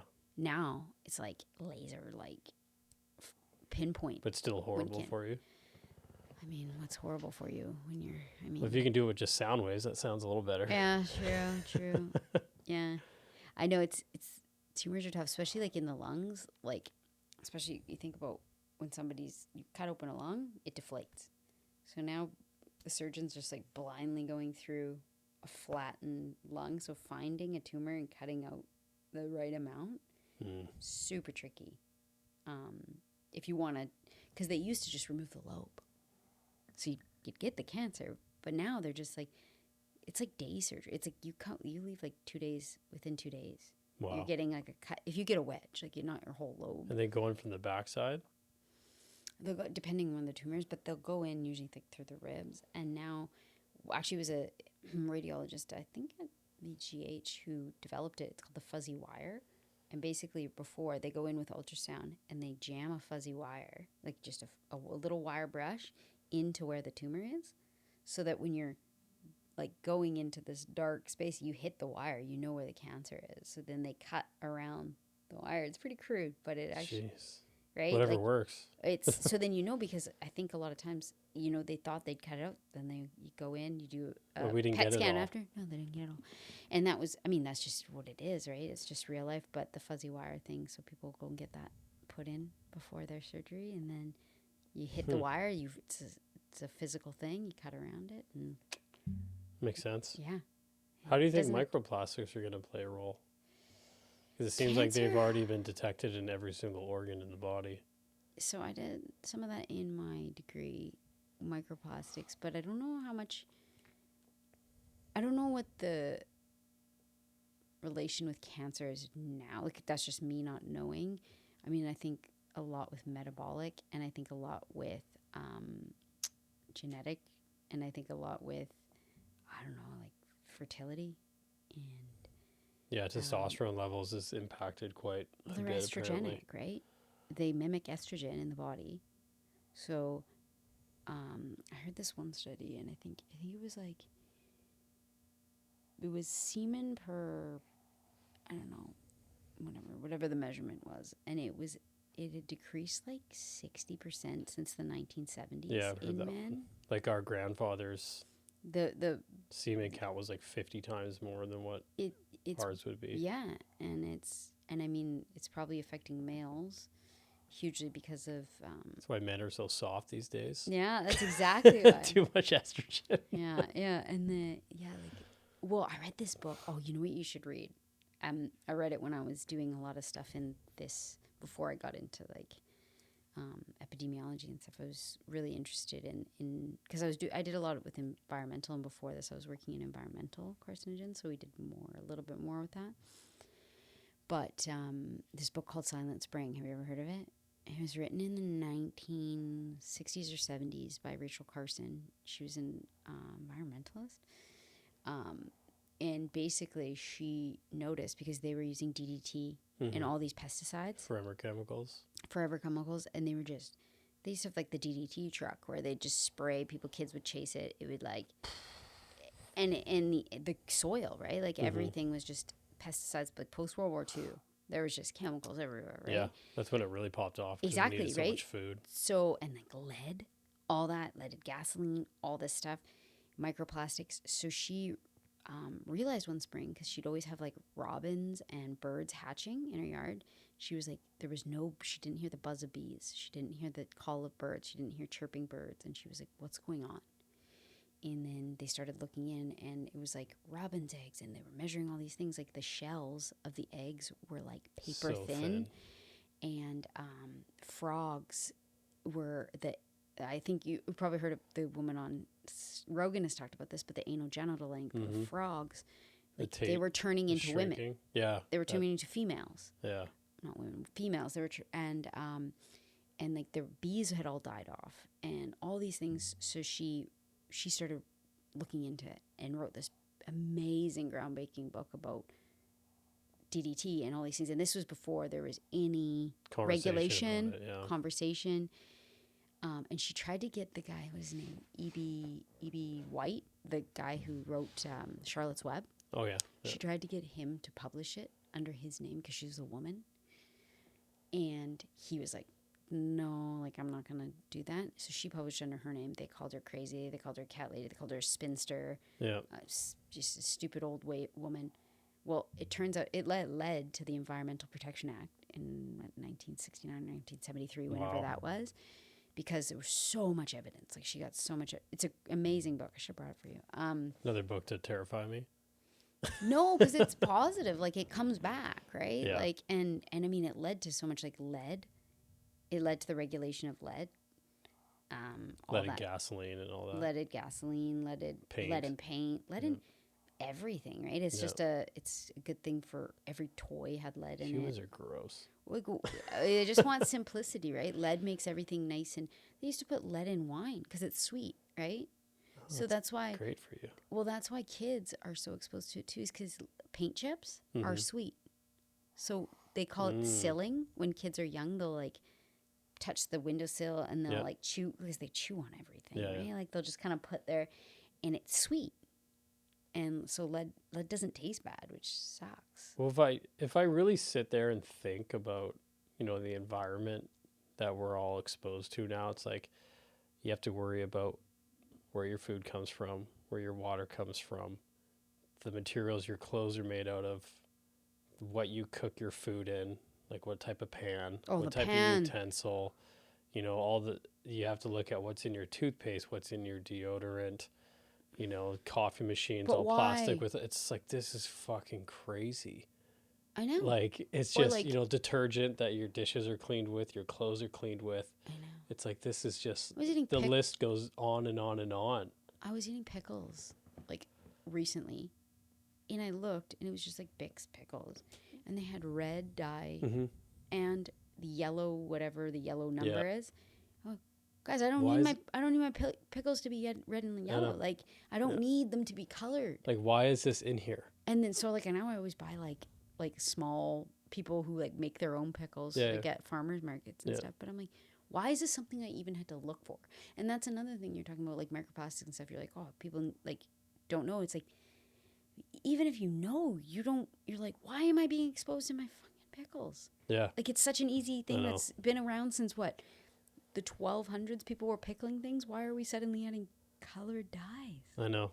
It doesn't make sense to me, and I don't think a lot of people truly understand. We might not know the impact of this stuff for like another 20, 30 years. Like, we don't really know what microplastics are truly going to do to the reproductive system is another big one. Well, they did a test there was a few groups in Africa where they don't, like, their villages just don't have plastics. And they did it. And then, I mean, again, I'm sure there's a ton of factors that are different, but the plastics in their urine were null. And they had some, which is even crazy. You're like, how? Yeah. But, and the semen levels were that of the 1970s. So it's not like you can't be like, well, maybe it's just human evolution. Like, no. Or because people always say like, oh, maybe it's just because we have so many humans. Like, it's a natural selection thing. But it's like, no, it's like you put in the plastics, the fertility goes down. You take away the plastics, the fertility goes up. So yeah, that was Dr. Shanna Swan. Yeah, it did all that research. Yeah, the microplastic stuff. Well, and that's the other thing. Like, it intrigues me to no end. I have a obsession with all that stuff. But they, like, BPAs, when they regulated BPAs. So BPAs have been regulated in France forever, because the Europeans are just like, they're real way better things. They with just stuff. Well, they don't. They put things in glass. They cook real food. They use real ingredients. They do everything. They have 5 ingredients in their bread loaf. And it tastes so much so better. Good, you don't get fat. Yeah, everything, right? And it's like, and they don't stress about it. You know, we're like, oh my God, did I get my 10,000 steps today? And it's just like, just live, you know? Yeah. They're just humans. We've just we've created like. We're hyper focused on optimizing. But at the same time, just getting further and further away from like natural. Nature. Holy smokes, right? Yeah, and so. France has regulated BPAs forever. And then when they started putting like BPA-free things on plastics and stuff, well, all they did was switch to bisphenol S. Yeah. And bisphenol S is just not regulated because there is no evidence yet. Is no, like, we don't know that bisphenol S is any better for us. It's just like and the other thing is, that's huge in Europe, is we're always chasing our tail. So like, things like, you've heard of, I'm sure, thalidomide, which was the anti-anxiety drugs they gave women in the 70s during pregnancy. Then their babies were being born with like stunted limbs, like flippers and no arms and stuff.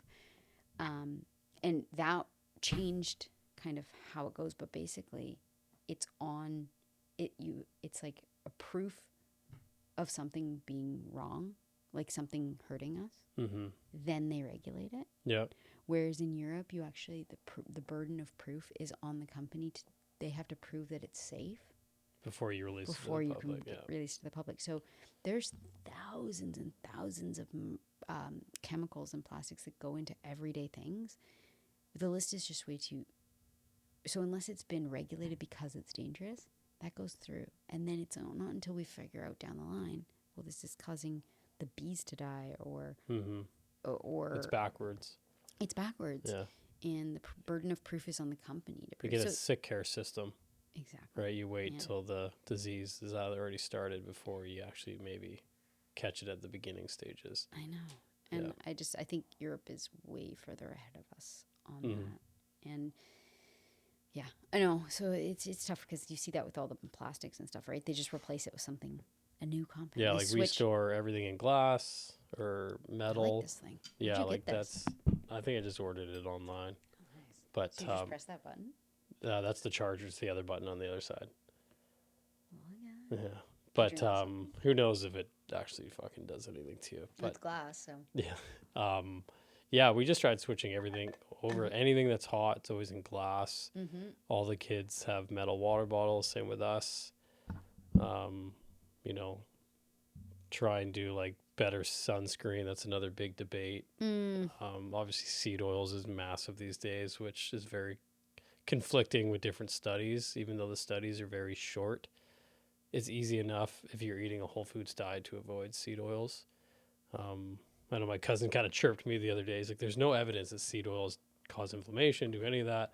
I'm like, the study you're referring to is what Mike Urzitel brought up on his podcast, but it was like an 8-week study or a 9-week study. Who funded it? Yeah, exactly. I don't know. You gotta do your research sometimes. Yeah, so it's just like you shouldn't be eating seed oils if you're eating a whole foods diet. I love olive oil anyways. Yeah, so olive oil is the go-to, or coconut oil, or whatever you want to do. But yeah, there's so many things that are in our environment now where you have to question fucking everything. You're like, God, man, like, this is crazy. Because I have like nieces and nephews now, and the lead, and they tested all the toothpastes. The lead levels in toothpaste is crazy. Yeah. And we use Burt's Bees, fluoride, all that stuff too. Burt's Bees tested for lead. Did it really? God damn it. Dude, I'll send you the ones that I recommended to my sister-in-law, because I was like, sorry to be the killjoy, because I'm always like, nope, kids are not using this sunscreen anymore. Even those new squishy things, apparently. Like, I'm sure. Those things are horrible too. I'm sure. And I'm like, fuck, man. Oh, those things. I use those when I run. Yeah. Well, you just like the feel of them?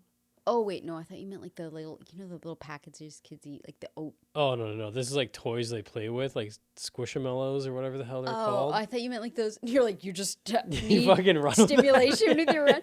No, I thought it was like, because I use those kids, like, because when you're running, they're really good. Like the blueberry. Like the blueberry or whatever, like pea or carrot. Oh, yeah. Those little things, they're actually good for when you run, and they're way cheaper than buying a gel pack. Yeah. Because you just dump like 15, 16 grams of sugar in your system, kind of boosts you back up. Yeah. And they're organic and they're cheap. Like if you were to buy like that, $2 a bag, I'll take 20 of them. They're organic, and you know that they have the levels for kids stuff is so much higher. Stored in plastic. I know. But I think plastic too is if it's hot water versus Tetra, cold water. Isn't it? Like, I think that might be. I don't know. On the inside. I just try to avoid all plastic. It's easy enough to do. Yeah, it's a little bit of effort. I know. But once you start doing it, it's like anything else. Yeah, my husband got into his whole thing this year has been like all his workout clothes, all his underwear, everything cotton. Because I was like, he's like, we're working out and sweating in like the plastic. Biggest organ you have. Yeah, and as soon as he brought that to my attention, I'm like, dude, you're right. Yeah. And like you're sweating and like you're putting it on you plastics, and I'm like, so we switched. That's been our latest switch, is like 100% cotton on all that. Yeah, stuff. I haven't done that quite yet, but that's probably maybe the next one. It's easier for guys, because girls, we wear like I can be naked in my gym if I wanted to. Like, it might be kind of odd. Never worked out naked before, well, but public naked. gyms, yeah. No. You can work out in your boxers. Yeah, I can pretty much, like girls basically work on naked too. Yeah, like if I go to a public gym, I'm like, Jesus Christ, this is crazy. And you don't ask, get stared at, and you're wearing that. Like, okay, I'm gonna look over here. I see the girls ordering it too, because they do like mass orders in the change room, and it's like the most crazy plastic sheen stuff. Like, oh yeah. And they get like 7 outfits for $40, but it's like, what are you working out in? Because I bet you like there's even like the stuff that's made out of, it's just full like light on fire. Like, it's absolutely crazy. Yeah, or if it doesn't burn, you're like, fire retardant. Oh, cool. That's not PFAS. good. Yeah. Yeah, exactly. Oh my god, yeah. Yeah, no, that's the microplastics is hard because I tried to too, and I've just sake of busy. There's no excuse, but go to like those like bulk stores where they're in glass, and then you just bring your glass jars and refill. Tried that for a hot minute, and then the place closed, and then I just like Yeah, like you do what you can, but like the big ones to me are what you cook your food in, what you store your food in, what you drink out of. I watched a documentary that scared the shit The out pans. of me. It all flakes off, and then you pretty much eat it. Well, I knew that about Teflon. Yeah. But I watched a documentary on the town where they produce it, and they have, I think it's like, it was an insane, like their rates of all cancers are like hundreds fold of regular population. They're all dying of cancer. And I'm like, how is this legal? Like this entire community and the community downstream, all their rates of cancer. And it's like, oh man, it's horrible. Yeah. I can't remember what it was called. It's like cast iron pans, I use wood utensils, even commercial grade silicone. I'm sure you don't want to leave it on the pan, but I've heard those are the kind of just stick with wood and cast iron. That's what I do. Yeah, and anything black plastic, because it's like, it's like you look at like utensils you've used for years that are plastic and they're just melting, and you're like, and like I said, the big one now that's all over my Instagram are toothbrushes. Yeah, toothbrushes. You're brushing your teeth with plastic, right? So I'm just like, yeah. But then it's like you look at how expensive it is. It's like horsehair or some other type of hair from an animal. I guess I use a horsehair hairbrush. Yeah, so it's like my mouth. Yeah, I have to do Says more. The girl who's eaten horse before. Yeah, I've eaten beaver. That was interesting. Is it like really gamey? I've heard it's gamey. It's very tough. Yeah. And kind of tastes like turkey. Okay, I can get it. It was odd. Horse was terrible. You've never tried horse? Don't. I only did it was absolute necessity. I was in Mongolia, and you're there to try stuff. Fuck it. I was there to work. That's where I did my master's. Was based out of Mongolia, but yeah, and so like you're there at someone's hut in the middle of the desert, and they're serving horse. Might as well. Well, you have to. Like you're like, there's no food anywhere else. So like horse. It's gotta be tough. They told me it was cow too. Oh, they lied, and it was like there was like this. They called it like a. Okay, it was so funny because I was with somebody, and they're like, oh yeah, vegetable soup. So I was like, and my supervisor at the time was a vegetarian, but he's like, I give that up when I go to Mongolia. You cannot be like you're not vegetarian in Mongolia. I thought about like veganism and vegetarians and stuff. Yeah, that's only like a first world problem. Like you go somewhere else, it's like, hey, this is what you're getting. Well, India. Yeah, but in a lot of Africa, they eat just out of. Are they first world though? India? I don't think so. Yeah. But like, and then like, I think a lot of like Ethiopia and stuff, they don't eat a lot of meat. I don't think they're necessarily vegetarian, but I think they are mostly vegetarian. Yeah.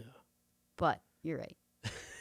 it's like, it's picky, right? It's picky. You're just being picky. Yeah. No, he was a vegetarian, so he's like, oh, they have a vegetable soup, and like we hadn't seen a vegetable in days, right? We're in the Gobi Desert, and so we ordered this like vegetable soup, and it was just these hunks of meat in this like flavored, just like in water, like meat broth, and then it had gherkin pickles in it because we were close to the Russian border, so it had like gherkins sliced up with this like just meat water, and then I ate it, and I was like, it was like so tangy and like sour would be the word I would use, and I was like, what kind of meat is this? I asked like the guy who's like translating. He asked me like cow. I'm like, I haven't seen a cow in days. Like I haven't seen a cow anywhere in this desert. Like anywhere. Where did they get a cow?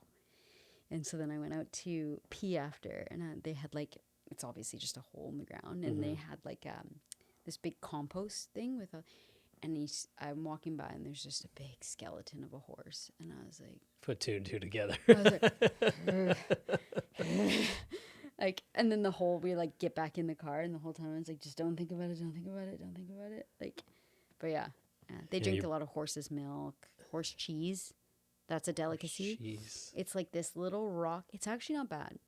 It's quite sweet. It's like this little, and they offer it to you when you come into your home, so you have to like take it. It's like a respect thing. So you like take it. It's like these little like, it's almost like a little rock. Oh, and it's like this like chewy rock of. It's like kind of sweet. It's not bad. So I mean, of all the things I ate that week. So Mongolia is where you went? Yeah. Crazy. Yeah, it was wild. Yeah, and then they also like cook an animal. So like a goat or a sheep. Sheep is huge. There's sheep everywhere. And they take like the stomach and the liver and everything. They use everything. They use everything. Yeah, and course. then they stuff it with the blood of the animal. Mm-hmm. I've heard of that. And then they boil it. 0 salt or pepper. Like, no. You're like, guys, come on. And then you like cut into it and it's like this congealed, like it almost looks like, you know, when chocolate mousse has those little air bubbles in it, and it's like that, and you're like it's popping in your mouth. Popping in your mouth. The best thing that happened, and people were like, how did you not get food poisoning? And I was like, because after everything you eat, you drink vodka, straight vodka. Kills it. And God bless. That probably saved you. Seriously, Yeah. I every time, because they're like shot of vodka after every meal, everything, and maybe they know, but like I never got sick. Yeah, I was gonna say like drinking water from different parts of the world too. Your microbiome's like, what is this? We had flats in our van of bottled water because we were in the city doing our work, but when we went to travel out to the desert, and so like we were in like this old, like literally was a derelict like van that was jacked up from Russia, and it was like filled in the back, like we had flats of water, so it was hot, warm plastic bottles. Perfect. But it you don't care at that time. You don't care at that point, but yeah, it was a crazy experience, but it was That's amazing. awesome. Yeah, it was really cool. Yeah. Well, is there anything else you want to? No, Yeah? that was great. Yeah. I got one thanks. How final about you? question Yes. for you. Nothing to do with cancer. Okay. So, if you could have a conversation with anyone dead or alive, who would it be?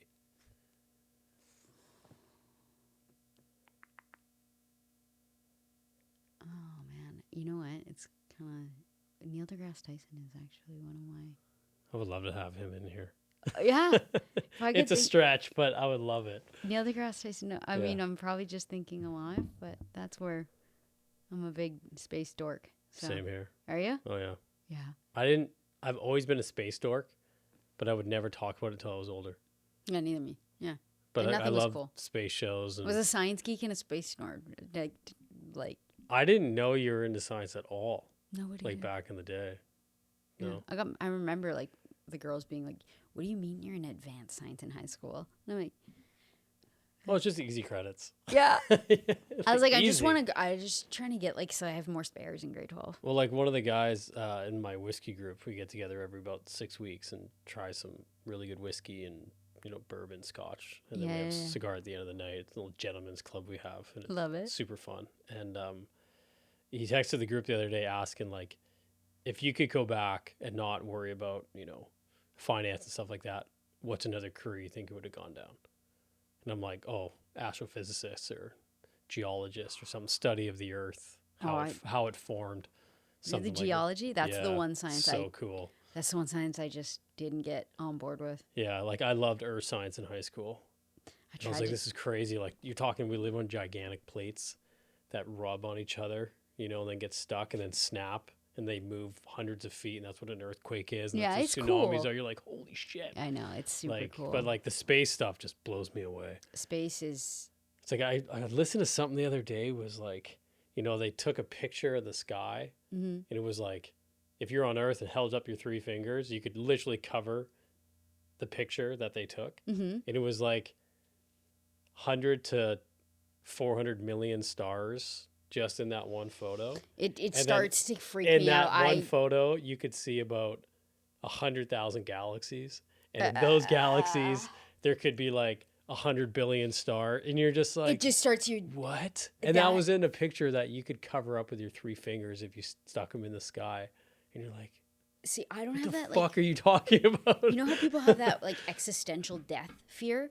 I have that like with space, that I'm just like, I just get so overwhelmed by it. Like my brain, I don't think the human mind, because even when I've listened to Michelle something, she's always on the space shows, and then Rogan had her on a couple months back. It was a fascinating podcast because it's all space. And she's like, yeah, like even our brains can't understand this. When you talk like timelines, when you talk light years and how big even The fact the that you can Milky still Way see the Big galaxy Bang is. because of the light. Yeah, the microwave radiation background, you can see where the heat is still left over from the formation of the Big Bang. You know, it's just like the human mind, I don't think, is We meant can't. to understand that. Which makes But me why think is it that we were there? created by the universe. Like there's something in the universe that Well, created you us. are the universe. I know. Like Star all stuff. everything. Yeah, your star does. You're literally what the stars are made out of is what your body's made out of, right? Or like mostly everything is empty space. Like Yeah, all like dark energy and dark physics matter is and so black crazy holes, to and you're me. like, what the Oh, black fuck? holes and all that. And then there might be galaxies or like the multiverse when you start getting Different into that dimensions stuff. and stuff. Yeah. Do you ever have the Stargazer app? Do you have that app? Yeah, where you can just look around and tell And it where tells you everything which is. this. I love that thing. Yeah. I'm such Like I love space stuff. It's the most I'm like really obsessed. yeah. I'm Like I'll watch shows and then Katie can always tell when I'm watching them because like I get like my brain can't process the information, so it just kind of shuts down and then I fall asleep. And she'll come in the room and she can always tell when I'm watching space stuff because my head's wrinkled because I'm trying to keep my eyes open. Because I love it's just like if it doesn't fascinate you, like oh it's my like God. you're a human on a planet spinning at like what 15,000 kilometers an hour, Oh my God. going around a sun that's Dude. a million times bigger than the Earth mass wise, and you're like, the fuck are you saying? That space mission, I followed that thing like around the moon. Yeah, where they went around the moon. The slingshot and the like trajectories and stuff. Like I was all in.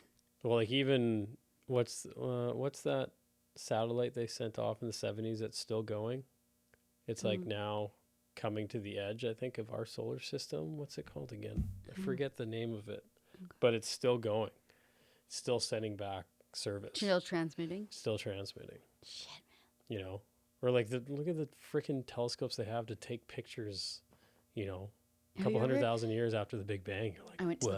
I know. I went to the planetarium a couple weeks ago for the first time in a while. It was so I haven't much been fun. there forever. I went like, I'd go there by myself. So the kids would distract me. I'd be like, dude, I didn't go I with want to be kids. here by myself. I went there for my anniversary 3 weeks ago. Your husband's like, what are we doing here? No, he did it because he knows. That's awesome. He's like, we're going to the planetarium. I'm like, yes. That's yeah. sweet. Yeah, yeah. Like, but I would go by myself. Oh yeah. I just, I'm good. Yeah. I'm good. Have you ever been up to SFU and looked through the when they do like to the public, you can go up, they have a big telescope up there. Sweet. And when there's something cool going on, I'll message you because I still get the like alumni stuff because I signed up for that and you can go up there with the kids and they have different telescopes. They have a huge one and they'll like line it up so you can see the different things, like if there's like something cool happening with Venus or some sort of meteor shower.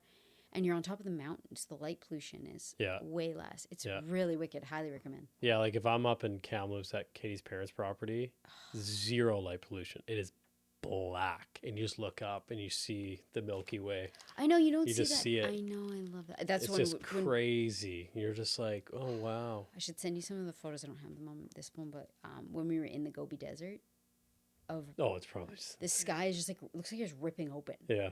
It's so amazing. That's You like so feel cool. like you see the Earth rotating. It's so clear. It's so amazing. I love that stuff. Yeah. Anyway.